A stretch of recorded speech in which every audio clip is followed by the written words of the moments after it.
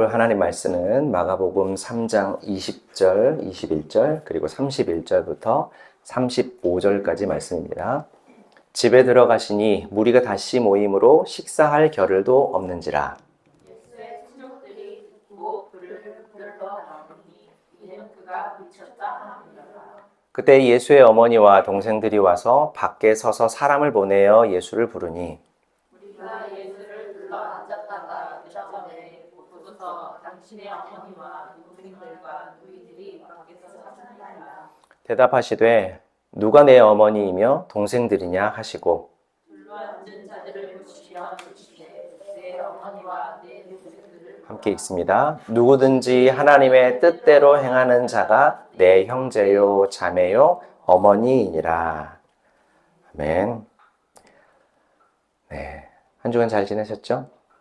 네, 우리가 지난주에 사무엘상 말씀을 통해서 다윗과 아둘람의 동굴, 그리고 그곳에 모인 그의 가족들과 400여 명의 사람들이 하나님의 나라를 이루어 갔던 이야기를 우리가 살펴보았었죠. 다윗을 비롯한 그의 가족들, 그리고 그들과 함께 했던 사람들은 모두 다 어려움을 겪고 억울한 일을 당했던 사람들이었습니다. 언뜻 보면 이런 어려운 처지의 사람들이 모여서 무엇을 할 수 있을까 하는 의문이 먼저 들겠지만 하나님께서는 그들을 통해서 다윗을 이스라엘의 왕으로 세우셨고요. 또 마침내 진정한 하나님의 나라를 이루어 가셨다라고 하는 사실은 우리 모두에게 하늘의 소망을 품게 하는 바입니다. 실제로 다윗 왕의 통치 시기는 이스라엘 역사상에 가장 강성했던 시기였고 그는 지금까지도 이스라엘 유대인들에게 가장 사랑받는 왕으로 기억되고 있습니다. 자, 오늘은 우리가 신약에 넘어와서 마가복음의 말씀을 살펴보려고 해요. 아직 구약 말씀을 좀 더 살펴봐야 되긴 하지만 다윗과 그의 가족들 그리고 비슷한 처지의 사람들이 함께 연대하며 하나님의 나라를 이루어가게 된 것과 좀 연결되는 부분이 있어서 오늘 이 마가복음 3장의 말씀을 살펴보고 넘어가려고 합니다. 자, 여러분, 우리 예수님은 하나님이시죠. 온 세상을 창조하시고 운행하시며 구원을 계획하시고 완성하신 우리의 주님이십니다. 작년에 우리가 예수님과 구원에 대해서 살펴보면서 함께 보았던 그림이 기억나실지 모르겠어요. 그래서 기억이 안 나실 것 같아가지고 다시 한번 보여드리면 우리는 모두 죄라고 하는 이 구렁텅이 안에 빠져서 스스로는 절대 나올 수 없는 존재와 같다라고 했었죠. 그래서 원천적으로 그 죄의 구렁텅이 바깥의 존재, 초월하신 한 존재가 그 안에 있는 우리를 빼내어주지 않으면, 건져내어주지 않으면 절대로 나올 수 없다라고 했었어요. 그리고 예수님이 바로 그 초월적인 존재, 하나님이시라고 증명했었죠. 자, 그런데 초월적인 예수님은 동시에 우리와 같은 인간이 되셨어요. 인간 세상 바깥에 초월하신 하나님이 우리를 사랑하여 우리와 같이 지내고 싶어서 인간의 모습으로 찾아오시고 우리를 건져내셨다라는 말씀이죠. 예수님은 이렇게 하나님이시면서 동시에 인간이셨습니다. 살아있을 때 입지전적인 인물이 되어서 신처럼 추앙받는 존재였던 것이 아니라 처음부터 계획된 하나님의 구원 계획 안에서 우리와 함께 하시려는 뜻을 이루기 위해 하나님이 사람의 몸으로 우리 곁에 오셨다라는 거죠. 이를 기념하는 날이 크리스마스이고 예수님의 오심을 다른 말로 우리가 성육신이다, 인카네이션이다 라고 합니다. 육신을 입으셨다라는 말이에요. 자, 예수님은 이 땅에 오실 때 독특하고 좀 특별한 방식을 취하셨습니다. 바로 동정녀 마리아를 통해 태어나신 거죠. 여기서 동정녀라는 말은 아직 결혼하지 않은 처녀를 뜻하는 말이에요. 그러니까 달리 말하면 엄마는 있지만 아빠는 없다는 말이에요. 그런데 이 말이 편부모라는 말은 또 아닙니다. 아빠와 엄마의 일반적인 생육법으로 탄생하지 않았다라는 뜻이에요. 예수님의 탄생에 아빠는 아무런 역할을 하지 않았다라는 뜻입니다. 그러면 어떻게 된 겁니까? 아빠가 없이 어떻게 아이가 태어날 수 있습니까? 성경은 성령께서 마리아를 덮으시고 예수님을 잉태케 하셨다. 이렇게 우리에게 설명해 줘요. 하지만 우리의 이성으로 사실 이해하기에는 충분하지 않는 설명이죠. 성령으로 덮으시고 마리아가 아이를 가졌다라는 말이 도대체 무슨 말입니까? 라고 생각하겠죠. 그래서 이를 가리켜 신비라고 얘기합니다. 사전적으로는 신성하고 감추어진 일을 신비라고 하는데 우리 인간이 이성으로 완전하게 이해하기 어려운 것들을 신비라고 해요. 특히 하나님에 관한 것들이 대부분 다 신비입니다. 대표적으로 예수님께서 태어나신 방식이 신비 중에 신비죠. 공기가 눈에 보이지 않지만 분명히 존재하고 우리가 그 공기로 호흡을 해서 살아가고 있다는 것이 보이지 않는 공기의 존재를 방증하는 것처럼 눈에 보이지 않는 실제하시는 하나님과 우리와 함께 계시기 위해 이 땅에 오신 예수님의 성육신이 하나님의 구원을 통해 증명되는 신비라고 말할 수 있어요. 예수님은 이런 마리아의 아들로 태어나셨어요. 그리고 예수님께서는 형제들과 자매들도 있었습니다. 마가복음 6장 3절 말씀 우리 같이 한번 읽어볼게요. 이 사람이 목수잖아. 마리아의 아들 아니야? 야고보와 요새와 유다와 시몬의 형이잖아. 그의 누이들이 여기 우리 곁에 있잖아. 이렇게 예수님 때문에 사람들이 걸려 넘어지고 있었다. 우리 예수님도 이 땅에 사람의 몸을 입고 오셨기 때문에 가족들이 있었던 거예요. 어머니 마리아에게서 나시고 아버지 요셉과 동생들도 있었다라는 것은 방금 읽은 말씀에 기록되어 있는 부분입니다.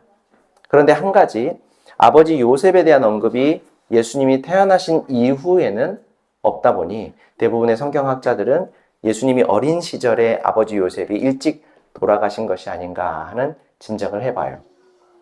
예수님의 가족들, 그리고 어머니 마리아와 남동생들과 여동생들이 예수님을 찾아왔다라고 오늘 본문은 우리에게 가르쳐 줍니다. 그러면 왜 예수님을 찾아왔을까요? 예수님께서 이 땅에 계실 당시에 이스라엘에는 체면과 명예를 굉장히 중요하는 문화가 있었어요. 우리나라도 옛날 유교의 영향으로 비슷한 문화가 지금 여전하죠. 이들도 집안의 명예를 굉장히 중요하게 생각을 했는데 예수님, 그러니까 마리아에게는 아들이고 동생들에게는 형이고 오빠인 이 예수님이 하고 계시는 일이 사람들 사이에서 그가 미쳤다, 미쳐서 저런 일을 하고 있다라는 말을 듣기 시작했다라는 거예요. 오늘 보면 21절 말씀인데요. 이 소식을 듣고서 예수님의 가족들이 예수님을 붙잡으러 나갔다. 사람들이 떠들어대기를 예수가 미쳤다고 했기 때문이다. 가족이니까 아마 무엇보다 걱정스러운 마음을 가지고 있었겠지만 집안의 명예를 해치는 일을 하고 있는 예수님을 더 이상 볼 수가 없어서 이제 그를 집으로 데려와야겠다라는 생각을 하면서 예수님을 찾아왔던 거죠. 물론 그들의 생각이 잘못됐다라고 하는 것은 우리 모두가 이미 잘 알고 있는 바입니다. 예수님께서 하신 일들이 비록 당시의 사람들에게 손가락질을 받기도 하고 환영받지 못했던 경우가 허다했지만 반대로 예수님을 통해 우리는 영원한 하나님 나라의 생명을 얻게 된 것이 성경의 증거이기 때문에, 기록이기 때문에 우리는 이것을 알 수가 있어요. 그리고 예수님께서도 앞선 마가복음 6장 3절에서 읽었던 사람들, 그 사람들의 말에 자기 고향과 자기 친족과 자기 집에서는 예언자조차도 존중받지 못하는 경우가 참 많다. 이런 말씀을 하셨어요. 곰곰이 생각해 보면 아마 우리도 그러는 것 같아요. 어린 시절 기저귀를 갈아주고 코 닦아주었던 우리 자녀들이 조금씩 자라면서 무언가 스스로 하려고 하면 대견하다라는 생각을 하면서 바라봐 주지만 한편으로는 또 못 믿어하는 생각을 종종 하지 않습니까? 또 매일 함께 먹고 마시며 모든 일상을 공유하는 가족의 말보다 다른 사람의 말에 더 귀를 기울이는 것도 아마 다 이런 경우와 같은 것 같아요. 예수님을 걱정하는 마음과 더불어서 더 이상 집안의 명예를 실추시키지 않도록 예수님을 데려가야 되겠다. 집으로 붙잡아 가야 되겠다. 라고 했던 어머니와 동생들이 예수님 곁에 온 겁니다. 이를 뒷받침하기 위해서 오늘 우리가 읽은 이 마가복음의 저자 마가는 예수님이 사람들로부터 귀신이 들렸다라는 말을 들으면서 돌아다닌다라고 우리에게 알려주려고 우리가 읽었던 21절 이후에 22절부터 30절까지의 말씀을 기록하고 있어요. 다른 사람들의 말을 완전히 무시하는 것도 문제가 있겠지만 또 다른 사람의 말만 믿고 가족을 믿지 못하는 것. 이 경우에는 하나님에 대한 불신을 갖는 것도 적지 않은 문제가 되리라 생각합니다. 자, 예수님을 찾아온 가족들은 예수님 주변을 빼곡하게 둘러싼 사람들 때문에 예수님 곁에 가까이 갈 수가 없었어요. 그래서 한 사람에게 부탁을 해서 예수님을 불러달라고 하죠. 그런데 아마 좁은 곳에 여러 사람이 운집해 있다 보니 이 사람도 통행이 쉽지 않았던 모양이에요. 예수님의 가족이 한 사람을 보내서 예수님을 부르는데 여의치 않았는지 둘러앉은 사람들이 그 사람의 말을 예수님께 전달해 줬던 거죠. 예수님의 가족이 지금 찾아와서 당신 선생님을 만나고 싶어 합니다 라고 하는 말을 전해줬습니다. 이에 예수님이 이런 말씀을 하셔요. 누가 내 어머니고 동생이냐? 예수님의 이 말씀을 들어보면 뉘앙스가 마치 어머니와 동생들을 모른 채 하려고 하는 것처럼 들리는 것 같아요. 하지만 예수님의 이 말씀은 밖에서 나를 찾는 사람들은 내 가족이 아니다 라고 모른 채 하는 게 아니라 사람들이 생각하는 기존의 틀을 깨기 위해서 질문을 던지고 계시는 거예요. 일단 간단하게 짚고 넘어가야 하는 것은 예수님은 절대 육신의 가족, 어머니와 동생들을 무시하거나 업신여기지 않았습니다. 그런 경우가 전혀 없었어요. 예수님은 십자가에서 죽으시는 순간에도 어머니 마리아를 걱정하면서 자기 제자 요한에게 남겨진 어머니를 부탁하시는 장면을 보면 알 수가 있죠. 또 예수님께서 흔히 공생애라고 하는 하나님의 뜻을 이루기 위한 공적인 삶, 공생애라고 하는 삶을 30세가 되어서 시작한 것을 보면 일찍 돌아가신 아버지 요셉 대신에 동생들이 자라기까지 일정한 나이가 되기까지 가장의 역할을 충실히 하셨다라고 하는 것을 우리가 충분히 짐작해 볼 수 있는데 이러한 일들을 보면 예수님이 절대로 가족을 무시한 것이 아니었다라는 것을 알 수가 있습니다. 다만 예수님께서 가르치시던 하나님 나라에는 이 땅에서의 가족 관계와는 또 다른 가족의 기준이 존재한다라고 하는 것을 가르치고 계셨던 거죠. 그럼 그 기준은 뭘까요? 하나님의 뜻대로 행하는 사람들이 내 형제요, 자매이고 어머니이다 라고 하는 겁니다. 우리 말씀 같이 한번 읽어볼게요. 누구든지 하나님의 뜻대로 행하는 자가 내 형제요, 자매요, 어머니이니라. 예수님은 지금 사람들이 일반적으로 생각하는 가족 관계가 아닌 새로운 기준을 제시하고 있어요. 일반적인 가족은 혈연 관계로 맺어진 사이를 가리키는 말이 가족이죠. 엄마, 아빠, 아들, 딸, 형, 누나, 오빠, 삼촌, 이모, 고모, 할아버지, 할머니. 이런 혈연 관계, 가족은 태어나면서 자연스럽게 정해지는 것이에요. 엄마, 아빠의 아들로 그리고 딸로 태어나는 것이 가족이 되는 조건이죠. 이 조건대로라면 예수님과 가족은 지금 밖에서 예수님을 찾아와 만나기를 기다리고 있는 어머니 마리아와 동생들 이외에는 없었습니다. 그런데 예수님은 이렇게 태어남으로 얻는 가족관계가 아닌 다른 조건이 있다라고 말씀을 하는 거예요. 그것은 바로 여기 모여 말씀을 듣고 하나님의 뜻대로 행하는 사람은 나의 가족이다라고 하는 거죠. 하나님의 뜻대로 행하는 사람은 어떤 사람일까요? 일단 하나님의 뜻이 무엇인지를 알면 이 말의 뜻을 알 수가 있겠죠. 여러분, 하나님의 뜻이 무엇일까요? 한마디로 정의하기는 어려울 것 같아요. 만약 그럴 수 있었다면 성경이 66권, 1189장, 그리고 3만여 구절에 이르는 성경으로 쓰여지지 않았겠죠. 하지만 이 많은 내용의 말씀이 한 가지로 결국 귀결되고 있다라고 말할 수 있는데 말씀을 한 구절 읽어볼게요. 요한복음 6장 39절 40절 말씀. 그런데 나를 보내신 분의 뜻은 이것입니다. 그것을 마지막 날에 다시 일으켜 세우는 겁니다. 내 아버지의 뜻은 이것입니다. 아들을 알아보고 그를 믿는 사람마다 영원한 생명을 얻게 되는 것입니다. 그를 일으켜 세울 겁니다. 바로 내가요. 마지막 날의 말이에요.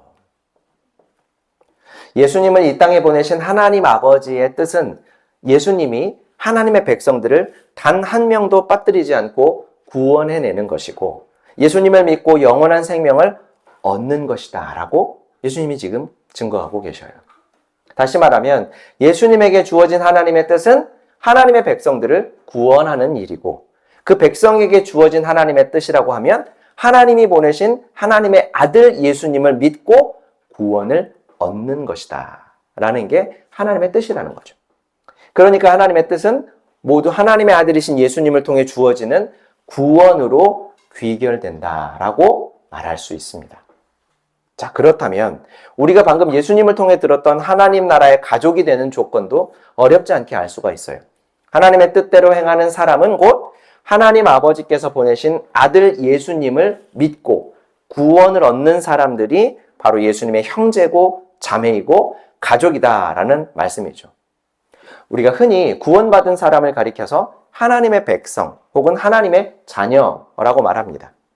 예수님은 하나님이시면서 동시에 하나님의 아들이시니까 우리가 하나님의 아들 예수님과 가족이 된다라고 하는 것은 자연스레 하나님의 아들과 딸이 된다라는 말이기도 하죠.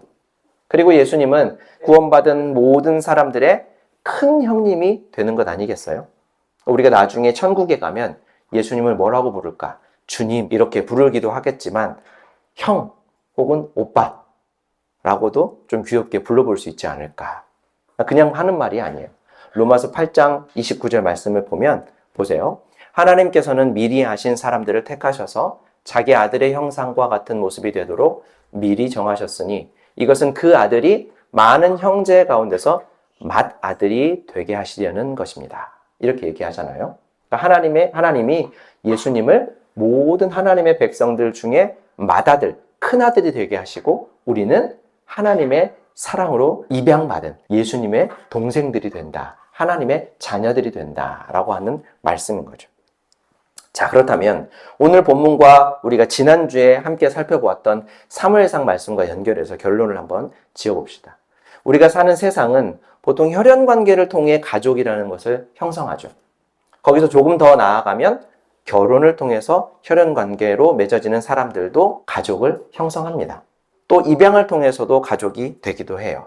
이처럼 혈연 관계가 아니어도 다른 방법으로 가족이 되는 경우가 종종 있긴 합니다. 그런데 이런 관계들은 유한하고요. 때로 안타깝지만 깨지는 경우도 있어요. 그런데 이와는 또 다른 방법으로 가족이 되는 경우가 있다고 하는데 바로 하나님의 자녀가 되는 것입니다.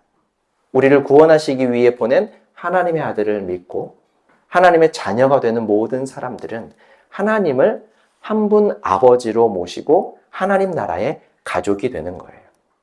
이렇게 맺어진 가족 관계는 그 어떤 경우에도 깨지지 않는 관계가 됩니다. 유일한 방법, 이 가족 관계가 깨지는 유일한 방법이라는 게 있는데 그것은 하나님의 자녀가 아닌 상태로 돌아가는 거예요.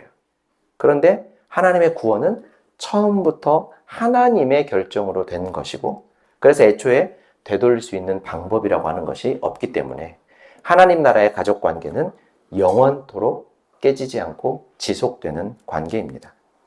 이렇게 맺어진 관계는 하나님의 나라를 바라고 살아가는 삶에 때때로 찾아오는 고난과 시련을 함께 이겨내기 위해 주어진 관계예요. 모든 사람이 다 나를 떠나버리고 나를 버려도 모든 사람이 나를 비난하고 믿지 못해도 가족만큼은 마지막까지 내 곁에서 내 편이 되어주는 거잖아요. 설령 모든 비난과 잘못이 진짜 사실이라 할지라도 가족은 그것 때문에 서로를 버리진 않습니다. 하나님 나라의 가족도 그래요.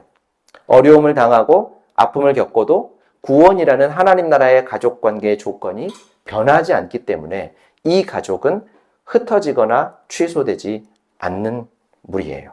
때로 사람들에게 지탄받는 잘못을 할 수도 있겠지만 하나님이 버리지 않는 한 가족 관계가 무너지지 않습니다. 예수님은 이런 하나님 나라의 가족을 맺기 위해 이 땅에 오셨어요. 영원한 생명과 기쁨을 이 안에서, 이 가족 안에서, 이 영원한 시간 속에서 맛보게 하시려고 이 땅에 오셨다라는 겁니다. 아둘람의 동굴이 다윗과 그의 가족, 함께했던 400여 명의 사람들에게 서로의 아픔을 감싸주고 어려움과 억울함을 함께 이겨내는 하나님 나라의 모토가 되었던 것처럼 교회가 그런 하나님 나라가 되어야 해요. 또한 우리 예수님께서 말씀하신 대로 하나님 나라의 가족은 이 땅에서 맺어진 가장 끈끈한 혈연 관계의 가족보다 더욱더 견고합니다.